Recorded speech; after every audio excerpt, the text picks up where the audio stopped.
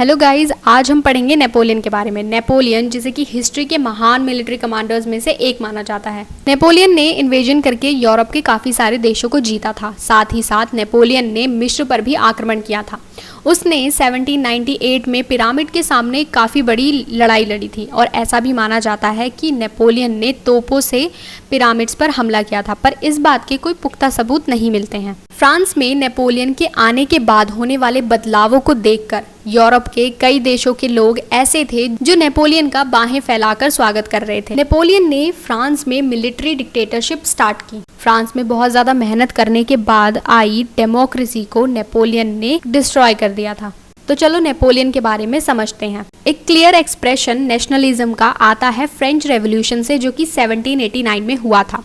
France, अगर हम उससे पहले इमेजिन करते हैं तो फ्रांस एक फुल फ्लेज स्टेट था जिसमें कि एब्सोल्यूट मोनार्की। लोग पॉलिटिकल और कॉन्स्टिट्यूशनल चेंजेस चाहते थे, जिसके चलते उन्होंने फ्रेंच रेवोल्यूशन करा ताकि उन्हें सोवरेनिटी मिल सके, ताकि उन्हें मोनार्की से छुटकारा मिल सके।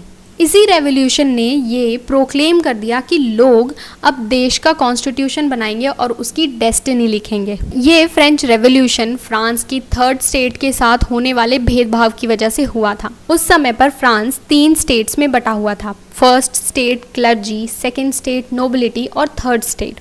थर्ड स्टेट में mostly merchants, lawyers, peasant, artisan और स्मॉल पीजेंट या फिर लैंडलेस लेबर या सर्वेंट्स ही आते थे।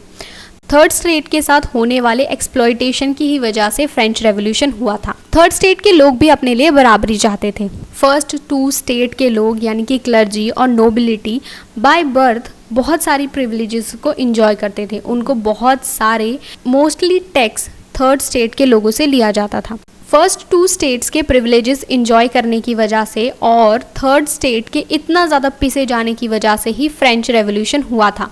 फ्रांस के थर्ड स्टेट के लोग अपने लिए भी इक्वालिटी चाहते थे, जिसकी वजह से उन्होंने बहुत ज़्यादा स्ट्रगल करने के बाद फ्रांस की मोनार्की को यानी कि लुई 16 को वहाँ से हटा दिया और अपने लिए और अपने देश के लिए एक डेमोक्रेसी लाए। 1799 से लेकर 1804 तक नेपोलियन फ्रांस का फर्स्ट काउंसिल था।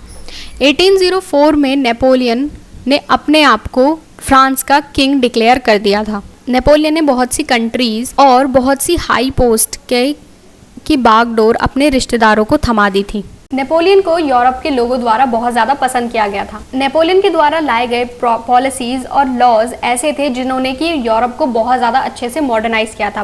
प्रोटेक्शन ऑफ प्रॉपर्टी, मेजरमेंट और वेट का यूनिफॉर्म सिस्टम, डेसिमल सिस्टम जैसे काफ़ी सारे लॉ वो लाया था, जिसकी वजह से कॉमन लोग और बिजनेसमैन बहुत ज़्यादा उससे खुश थे। नेपोलियन ने बहुत छोटे से समय के लिए राज किया था, परंतु इसके लिए उसे एक छोटा राजा नहीं माना जा सकता। उसके द्वारा किए गए आक्रमण, उसके द्वारा लाई गई पॉलिसीज़ और लॉ बहुत ज़्यादा अच्छे थे। नेपोलियन ने बहुत सारे देशों पर हमला किया था और मोस्टली देशों को जीतता हुआ चला आया था। नेपोलियन ने विद्रोही देश यानी कि ब्रिटेन के द्वारा कब्जाई हुई नहर पर भी कब्जा कर लिया था। नेपोलियन बोनापार्ट के बारे में इतिहास में 2 चीज़ें बहुत ज़्यादा प्रचलित हैं। पहला कि वह एक छोटा राजा था और दूसरा यह माना जाता है कि नेपोलियन ने लोगों की अनियंत्रित भीड़ पर तोपों से हमला करवा दिया था।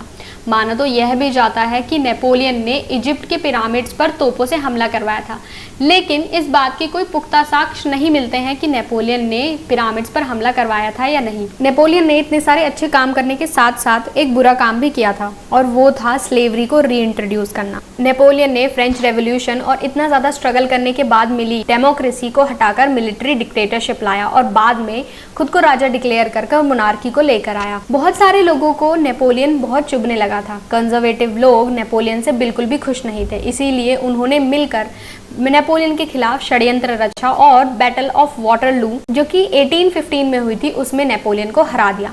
नेपोलियन के हारने के बाद भी नेपोलियन की बनाई हुई पॉलिसीज़ ने लोगों को बहुत ज़्यादा इम्पैक्ट डाला। सोसाइटी में अच्छे चेंजेस लेकर आया नेपोलियन।